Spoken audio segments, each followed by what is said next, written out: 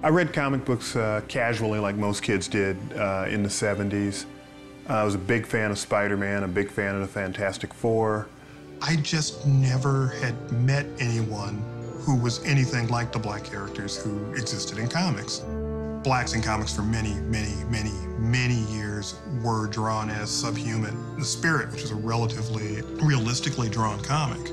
Ebony White could have been a gremlin. I'm not sure a modern reader would understand that he was human. You just got into the habit of looking past that so you could have entertainment. When I was a kid, I stumbled across a comic book called Jungle Action, a comic that featured the Black Panther. I had an epiphany. I was just fascinated with that comic. Looking back, it was this powerful sense of validation I saw, seeing myself reflected in the media as a hero. I think that really lit the fire that later became Milestone Comics.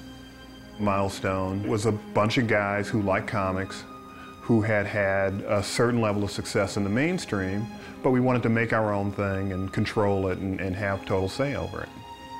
My own inclination was to create comics that were more contemporary.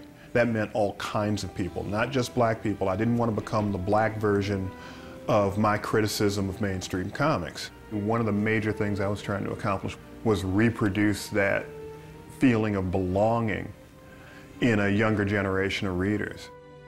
When I go to San Diego and I see white kids dressed as Static or white kids dressed as clearly John Stewart, Green Lantern, I'm like, we're really getting somewhere, because this is a guy who is going to be less inclined to make assumptions about who somebody is based on the color of their skin. You know, so that's a win.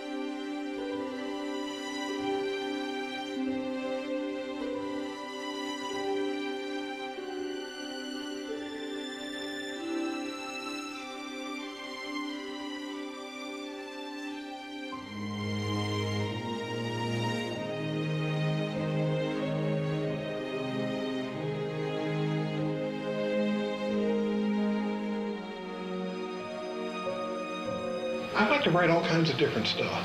I've been really fortunate to work with the best guys. I'm very proud to have been part of it.